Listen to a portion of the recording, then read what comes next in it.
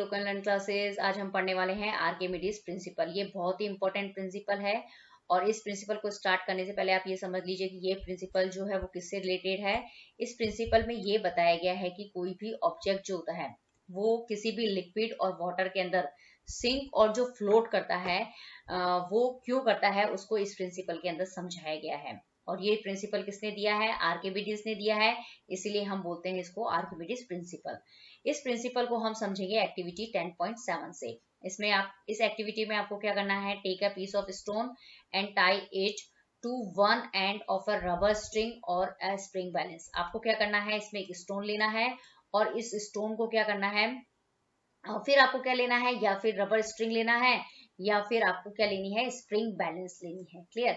जो rubber balance होती है उससे हम क्या करेंगे, मतलब लंबाई जो है उसको मेजर करने के लिए आप ये ले सकते हैं रबर स्ट्रिंग। यदि आपको वेट मेजर करना है तो आप क्या लेंगे, स्प्रिंग बैलेंस लेंगे। दोनों में से आपको एक लेना है, लेकिन आपको क्या करना है, उस स्टोन को क्या करना है, उस रबर स्ट्रिंग के एक एंड पे बांध देना है या फिर उस स्टोन को क्या करना है, स्प्रिंग बैलेंस के एक एंड के ऊपर क्या कर देना है, बांध देना है। क्लियर?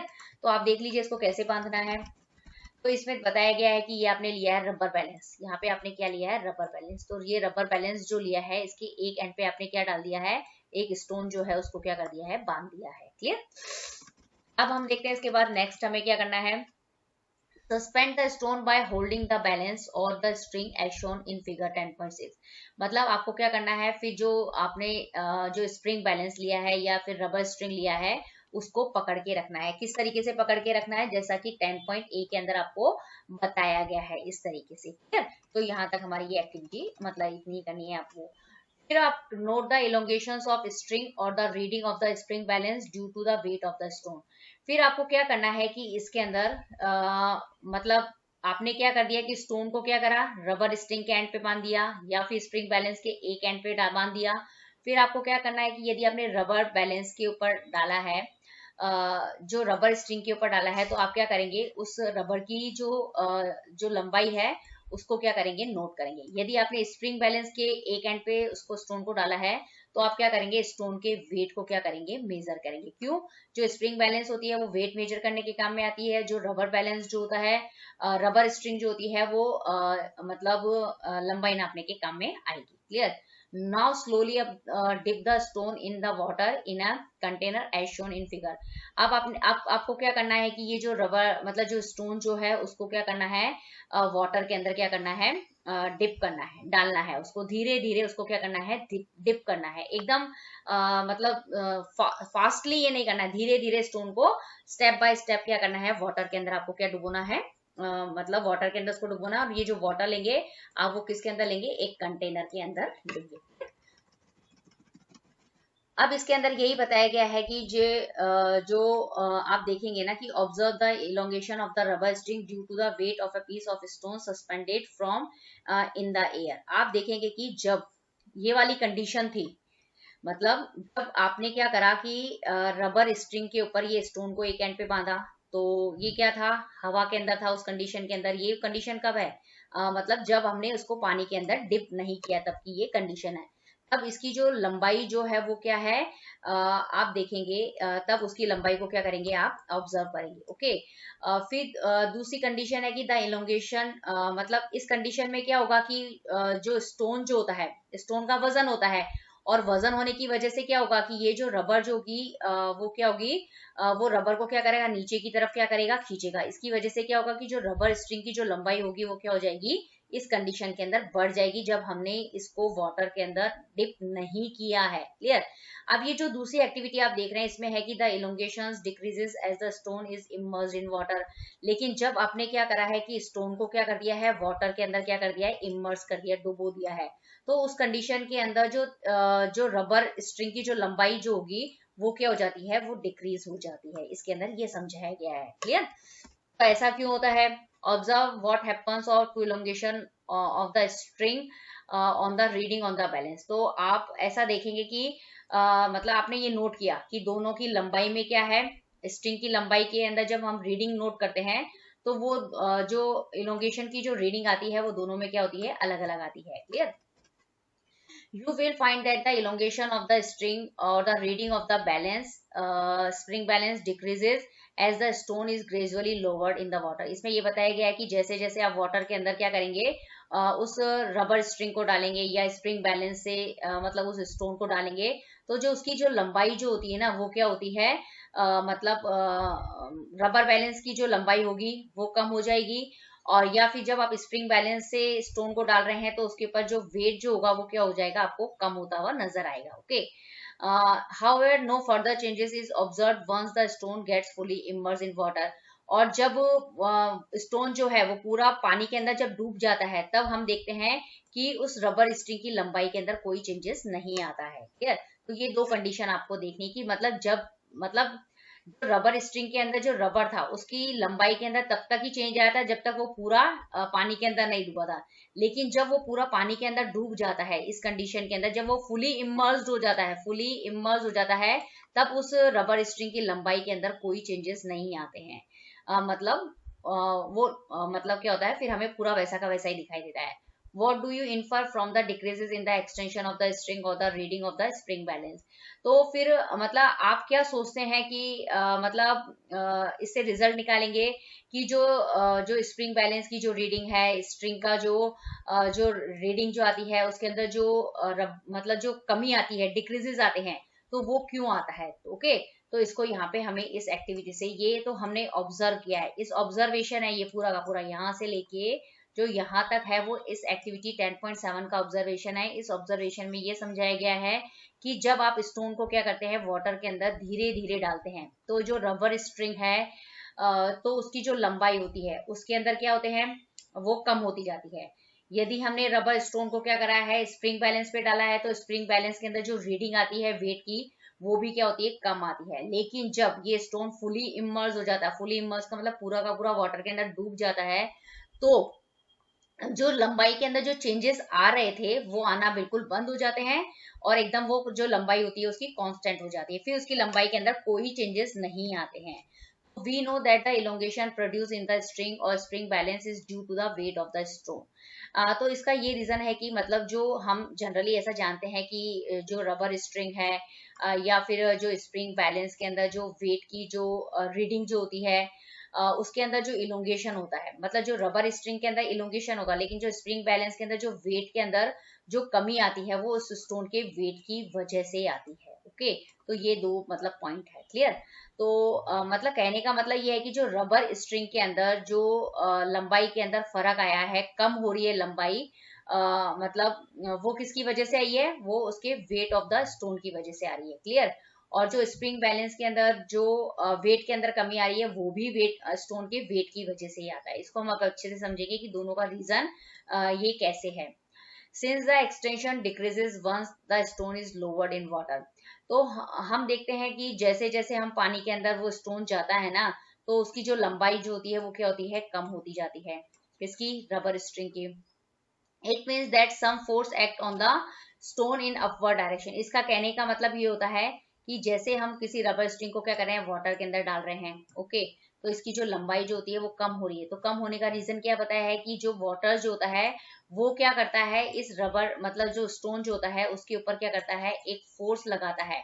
ओके, अपवर्ड डायरेक्शन के अंदर एक फोर्स लगाता है। वाटर जो है वो इस स्टोन के ऊपर क्या करता है, अपवर्ड डायरेक्शन के अंदर क्या लगाता है, एक फोर्स लगाता है। As a result the net force on the string decreases and hence the elongation also decrease. इससे क्या होता है कि जो रबर स्ट्रिंग जो होती है वो क्या होती है, उसके ऊपर जो फोर्स लगता है कुल मिला के वो क्या हो जाता है, मतलब नेट फोर्स जो होता है वो भी कम हो जाता है। मतलब नीचे आने का जो क्या हो रहा है कि जो रबर स्ट्रिंग है उसको क्या कर, ये सपोज रबर स्ट्रिंग है, तो यहाँ पे स्टोन लगा हुआ है। क्लियर? तो नीचे से क्या हो रहा है, जो वाटर जो है वो उसको क्या कर रहा है, एक फोर्स लगा रहा है। तो फोर्स लगाने की वजह से ये स्टोन ऊपर की तरफ जा रहा है। तो स्टोन ऊपर की तरफ जा रहा है तो जो रबर स्ट्रिंग की जो लंबाई होगी वो क्या हो जाएगी, उस कंडीशन में कम हो जाएगी। ओके, तो यहाँ पे यही समझाया गया कि इलोंगेशन ऑल्सो इंक्रीजेस, जो लंबाई जो है वो कम हो रही है। As discuss earlier the upward force exerted by water is known as the force of buoyancy. इसमें यही बताया गया है कि जो जब भी मतलब आप क्या करते हैं, किसी भी ऑब्जेक्ट को क्या करते हैं, वाटर के अंदर, लिक्विड के अंदर क्या करते हैं, डुबोते हैं। ओके। तो उस कंडीशन में क्या होता है कि जो वाटर जो होता है वो भी क्या करता है, उस ऑब्जेक्ट के ऊपर एक फोर्स लगाता है। उस फोर्स को हम क्या कहते हैं, फोर्स ऑफ बायोन्सी कहते हैं, या फिर बायोन्सी के नाम से हम उसको जानते हैं। Clear.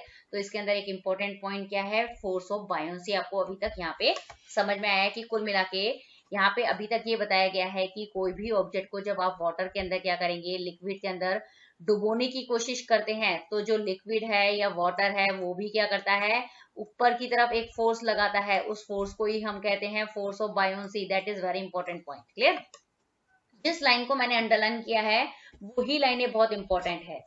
What is the magnitude of buoyant force experience by a body. अब हम देखते हैं कि ये जो बायोन फोर्स जो है वो मतलब इसकी जो वैल्यू जो होती है कितनी होती है। Okay. Is it the same in all fluids for a given body. क्या सारे फ्लूइड्स जो होते हैं उसके अंदर जो मतलब फोर्स ऑफ बायोन्सी जो होती है, मतलब जो अपर डायरेक्शन में ये जो फोर्स लगाते हैं, क्या वो सारे फ्लूइड का क्या होता है, वो सेम होता है। Do all bodies in a given fluid experience the same buoyant force. मतलब जो सारी बॉडीज जो होती हैं वो क्या मतलब उसके ऊपर मतलब क्या होता है, सेम अमाउंट के ऊपर क्या लगता है, बायोन फोर्स लगता है। तो इसके अंदर ये समझाया गया है। The answer to this questions is content in Archimedes principle started as follows. मतलब ये जो अभी क्वेश्चंस पूछे थे कि ये जितने भी क्वेश्चंस पुटअप किए गए हैं उन सब का आंसर जो है वो इस आर्किमिडीज प्रिंसिपल के अंदर है। ओके। इसके अंदर आर्किमिडीज प्रिंसिपल के अंदर क्या है, इसको हम देखते हैं। When a body is immersed fully और partially in a fluid, it experiences an upward force that is equal to the weight of the fluid displaced by it। इसके अंदर ये बताया गया है कि जब भी कोई बॉडी या जब भी कोई ऑब्जेक्ट को आप क्या करेंगे, मतलब किसी भी फ्लूइड के अंदर मतलब कोई भी लिक्विड ले सकते हैं आप, कोई भी वाटर ले सकते हैं, या फिर कोई भी गैसेस ले सकते हैं। फ्लूइड का मतलब होता है गैसेस या लिक्विड। मतलब जब भी किसी बॉडी को आप क्या करेंगे, मतलब किसी भी फ्लूइड के अंदर, फ्लूइड मतलब कोई भी लिक्विड या गैसेस के अंदर क्या करते हैं, फुली इमर्स करते हैं। ओके। पूरा का पूरा क्या कर देते हैं, उसको डुबोने की कोशिश करते हैं या पार्शली उसको डुबोने की कोशिश करते हैं उसके अंदर। तो हमेशा क्या होता है कि वो जो फ्लूइड जो होता है वो क्या करता है, एक फोर्स लगाता है ऊपर की तरफ। ओके। मतलब ऊपर की तरफ एक फोर्स लगाता है। इस अपवर्ड फोर्स को हम बोलते हैं बायोन फोर्स। ओके। अब ये जो बायोन फोर्स जो होता है वो किसके बराबर होता है, वो मतलब ये जो बायोन फोर्स जो होता है वो फ्लूइड जो कि क्या होता है, किसी चीज को हम जब हम किसी चीज को क्या करते हैं, किसी मतलब डुबोने की कोशिश करते हैं ऑब्जेक्ट को, तो वो फ्लूइड क्या होता है उस कंडीशन में डिस्प्लेस्ड होता है। तो जितना फ्लूइड डिस्प्लेस्ड होगा उसका जो वेट जो होगा वो किसके बराबर होगा, उस बायोन फोर्स के बराबर होगा। कहने का मतलब क्लियर। जैसे सपोज एक मतलब आपने क्या लिया, बकेट लिया है। ओके। इस बकेट में क्या है, पानी आपने सब जगह भर दिया है। क्लियर। ये आपने यहाँ मतलब ये बकेट जो है वो पूरी भरी हुई है, यहाँ तक पूरी भरी हुई है। ओके। आपने क्या करा है, इस मतलब एक ऑब्जेक्ट लिया है जिसको क्या करा है, इसके अंदर आप क्या कर रहे हैं, इसको डुबोने की कोशिश कर रहे हैं। जैसे ही आप इसको डुबोते हैं ना, तो नीचे की तरफ से क्या लगता है, बायोन फोर्स लगता है इस ऑब्जेक्ट के ऊपर। तो ये बायोन फोर्स क्या करता है, इसको ऊपर की तरफ खींचता है। लेकिन एक ऊपर की तरफ से जो एक फोर्स लगता है, जो किसकी वजह से लगता है, इस ऑब्जेक्ट के वेट की वजह से लगता है। ओके। इस ऑब्जेक्ट के वेट की वजह से क्या होता है कि ये मतलब नीचे जाने की कोशिश करता है। ओके। और बायोन फोर्स इसको ऊपर आने की कोशिश करता है। यदि ऑब्जेक्ट का वेट ज्यादा होता है तो वो क्या करता है कि ये जो फ्लूइड जो होता है, वो बकेट का फ्लूइड जो होता है वो क्या होता है, वो बाहर डिस्प्लेस होना चालू कर देता है। जैसे जैसे ऑब्जेक्ट जो होता है इमर्ज होता है, ओके, नीचे की तरफ जाता है, तो जो फ्लूइड जो होता है वो डिस्प्लेस होना चालू कर देता है। तो यहाँ पे ये बताया गया है कि उस कंडीशन के अंदर क्या होता है कि ये जो बायोन फोर्स जो लग रहा है वो किसके बराबर होता है, कि जितना वाटर फ्लूइड जो है वो बाहर डिस्प्लेस हो रहा है उसके वेट के बराबर जो होता है ये मतलब बायोन फोर्स होता है। ओके। तो इसके अंदर यही हमारा आर्किमिडीज प्रिंसिपल है कि मतलब जब भी आप किसी ऑब्जेक्ट को क्या करेंगे या कोई भी बॉडी जो होती है उसको फ्लूइड के अंदर क्या करते हैं, फुली मतलब पूरा का पूरा डुबोते हैं या पार्शली डुबोते हैं, तो उसमें से क्या होता है, जो फ्लूइड जो होगा वो एक अपवर्ड फोर्स लगाएगा जिसको बायोन फोर्स कहते हैं। और ये जो बायोन फोर्स जो होता है वो किसके बराबर होता है, कि उस ऑब्जेक्ट ने कितना फ्लूइड डिस्प्लेस किया है उस फ्लूइड के वेट के बराबर जो होता है वो बायोन फोर्स होता है। यही आर्किमिडीज का प्रिंसिपल है और ये बहुत इंपॉर्टेंट प्रिंसिपल है। क्लियर। इसी की वजह से क्या होता है कि कोई भी ऑब्जेक्ट जो होता है कब सिंक करेगा, कब फ्लोट करेगा, वो सब डिपेंड करता है। और ये जो डिपेंडेंस जो है सिंक और फ्लोट की जो कंडीशंस होती है वो ऑब्जेक्ट के वेट के ऊपर डिपेंड करती है। यदि ऑब्जेक्ट का वेट ज्यादा होगा तो वो क्या करेगा, उस कंडीशन में ऑब्जेक्ट का वेट ज्यादा होने की वजह से क्या होगा, बायोन फोर्स जो होगा वो कम हो जाएगा। ओके, और बायोन फोर्स जब कम हो जाएगा तो वो कम मात्रा में क्या करेगा, डिस्प्लेस कर पाएगा। ओके, वाटर डिस्प्लेस नहीं होगा, क्योंकि वाटर डिस्प्लेस ज्यादा होगा। ओके, तो वाटर डिस्प्लेस ज्यादा होगा तो क्या होगा, उस कंडीशन में वो सिंक करेगा, नीचे की तरफ डूबेगा। यदि ऑब्जेक्ट का वेट कम होगा तो बायोन फोर्स उसके ऊपर की तरफ फेंकेगा और वो जो ऑब्जेक्ट जो होगा क्या करेगा, फ्लोट करेगा। क्लियर? तो इसके अंदर ये समझाया है। अब हमारा ये है कि now can you explain why further decreases in elongation of string was not observed in actually 10.7 as the stone is fully immersed water. अब इसी तरीके से हम ये भी बता सकते हैं कि जो मतलब जो जैसे जैसे जो स्टोन जो होती है वो वाटर के अंदर क्या होती है, जब फुली इमर्स्ड हो जाती है तो जो मतलब होती है, तो फिर उसकी जो लंबाई जो होती है उसके अंदर जो इलोंगेशंस जो होता है उसके अंदर भी मतलब जो डिक्रीज हो रही थी ना, वो क्यों होती है। इसी से हम आर्किमिडीज प्रिंसिपल से भी इसको हम ये समझा सकते हैं। मतलब इसके अंदर ये समझाया गया है कि जैसे पहले क्या हो रहा था, जैसे हम क्या करे थे, स्टोन को क्या करे थे, नीचे डाले थे। ओके, बीकर के अंदर। ओके, ये जो है ना बीकर के अंदर हमने क्या डाला था, रबर स्ट्रिंग को नीचे डाला था। तो पहले तो क्या हो रही थी कि जो उसकी इलोंगेशन जो रही थी उसके अंदर चेंजेस आए थे, लेकिन जब ये स्टोन पूरा का पूरा अगर इस यहाँ पे इमर्ज हो जाता है, यहाँ पे आ जाता है, डूब जाता है, तो उसके बाद जो रबर स्ट्रिंग की जो लंबाई होती है उसके अंदर कोई चेंजेस नहीं आता है। तो उसको भी हम क्या समझा सकते हैं, आर्किमिडीज प्रिंसिपल से ही समझा सकते हैं। क्लियर? तो अब यहाँ पे ये बताया गया है कि ये आर्किमिडीज के बारे में कुछ बताया गया है कि इनकी हिस्ट्री के बारे में, कि जो Archimedes was a Greek scientist, he discovered the principle subsequently named after him after okay. उन्होंने बताया कि जो आर्किमिडीज जो है वो एक ग्रीक साइंटिस्ट है और उन्होंने क्या किया, धीरे धीरे मतलब इस प्रिंसिपल को मतलब बताया था कि वो कोई भी चीज फ्लोट की होती है, सिंक की होती है, तो उसके बाद में उस प्रिंसिपल का नाम उनके नाम के हिसाब से रख दिया। After noticing that the water in a bathtub overflowed when he stepped into it, he ran through the streets shouting eureka, which means I have got it. This knowledge helped him to determine the purity of gold and crown made for the king. मतलब ये कोई खास special नहीं है आपके लिए, सिर्फ इतना बताया था कि जो आर्किमिडीज ने जो प्रिंसिपल का नाम है उनके नाम के हिसाब से रखा गया था। His work in the field of geometry and mechanics made him famous. उन्होंने क्या किया था कि जो ज्योमेट्री और जो मैकेनिक्स जी थी उनकी फील्ड के अंदर भी क्या किए थे, बहुत सारे काम किए थे जो जिससे उनको जो जिसकी वजह से बहुत फेमस हुए थे, ज्योमेट्री और mechanics. His understanding of leaves, pulleys, wheels and axles help him Greek army in its war with Roman army.